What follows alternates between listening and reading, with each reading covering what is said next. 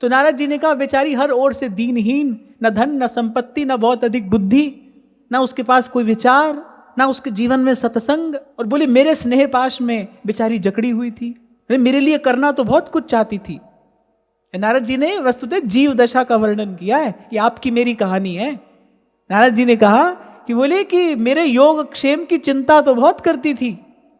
सा स्वतंत्रा न कल्पासीद योगक्षेमं ममेच्छति, ईशस्य हि वशे लोको योषा दारुमयी यथा।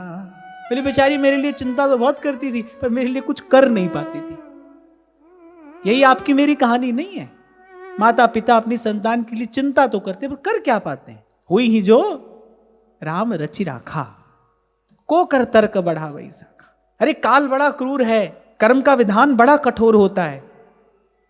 उसको ले जाना हो तो वो मां की गोद से हंसता खेलता बालक भी लेकर चला जाता है। मां बेचारी क्या कर सकती है। बालक बरसों बरस मां के सामने बिस्तर पर रुग्ण बीमार पड़ा रहता है। मां बेचारी रो लेती है, दुख पा लेती है, पर कर क्या सकती है। नारद जी ने कहा ऐसे ही मेरी माता, बोले मेरे योग क्षेम की चिंता तो बहुत करती थी, पर बेचारी परतंत्र थी ना, जीव तो परतंत्र है, पर वो मेरे लिए बेचारी कर क्या सकती थी, कुछ कर नहीं पाती थी। तभी आपको कहता हूं, अरे विचार करो, जहां जिस परिधि में जिस विषय में आप कुछ कर ही नहीं सकते, वहां करने का व्यर्थ प्रयास क्यों करते हो। जहां कर सकते हो, जहां करके कुछ पा सकते हो, वहां पर प्रयत्न करना चाहिए ना, वहां पर प्रयास करना चाहिए। तो इसलिए भाई हो सकता है यहां किसी के मन में यह प्रश्न आ रहा हो, फिर अपनी संतान के लिए क्या करें। अपनी संतान के लिए प्रार्थना करिए। अगर चाहते हो कि संतान सद्मार्ग पर चले, तो संतान से भी कहो, पर उससे अधिक ये प्रार्थना प्रभु के चरणों में करो। कुछ हुआ तो भाई वहीं से होगा। काल की गति में अगर परिवर्तन संभव है, वैसे तो होता नहीं, हुई ही जो राम रचि राखा, फिर भी अगर कभी परिवर्तन हुआ तो भाई वहीं से होगा। मेरे तुलसी बाबा कहते हैं एक स्थान पर, बोले जो ही बांधे सोई छोड़ है। इसने बांधा है, बोले वही मुक्त करेगा। कुछ बदला उसी के बदले बदलेगा। तो नारद जी ने कहा मैं भी अपनी माता के उसने बंधन में बंध कर, और कुछ काल तक वहीं रहा जहां मेरी माता रहती थी।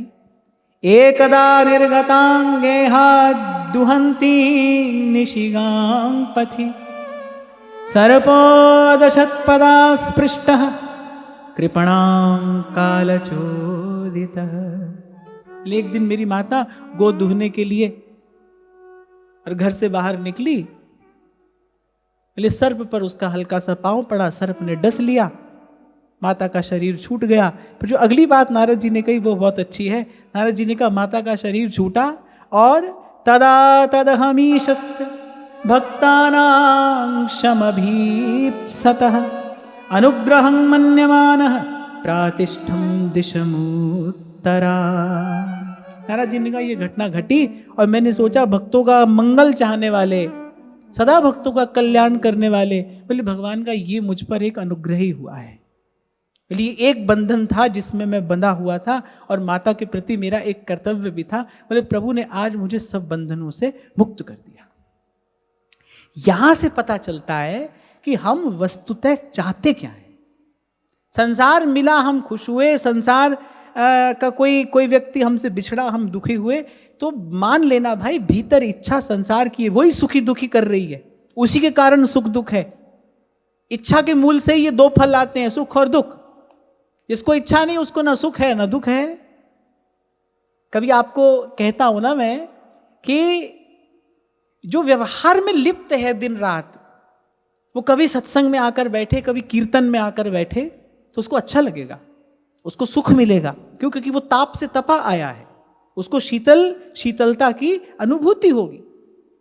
ये तो समझ में आता है कि कोई व्यवहार में लगा है, सत्संग में आया है, उसको अच्छा लग रहा है, उसको कुछ सुख मिला है। लेकिन सत्संग में रहने वाला अगर व्यवहार में सुखी हो रहा है, तो बोले यहां पर बात कुछ गड़बड़ है। माने अर्थात अभी सत्संग का रस नहीं मिला। सत्संग का रस मिले तो सूरदास प्रभु काम धेनु तज छेरी कौन दुहे। वो उसको भले किसी परिस्थिति वशात व्यवहार में रहना पड़े, लेकिन वो कभी वहां रस नहीं ले सकता, वो कभी चैन से नहीं रहेगा। वहां उसका मन प्रभु की ओर ही रहेगा, उसका मन प्रभु की ओर रहेगा। ये जो बात नारद जी ने कही ना, बोले माता का शरीर छूटा, अब मेरे मन में यही भाव, यही विचार आया, बोले प्रभु की मुझ पर कृपा हुई, अनुग्रह हुआ, यानी मैं एक बंधन से मैं बंधा था, प्रभु ने मुझे उस बंधन से भी मुक्त कर दिया। नारद जी ने कहा अब भजसु गोपाल, अब सब प्रकार से निश्चिंत होकर, सब प्रकार से निष्प्रिय होकर, निरपेक्ष होकर बोले भगवान का भजन करेंगे। और ये भाव मन में रखकर नारद जी ने कहा मैं उत्तर दिशा की ओर चल पड़ा। श्रीमन नारायण नारायण, श्रीमन नारायण नारायण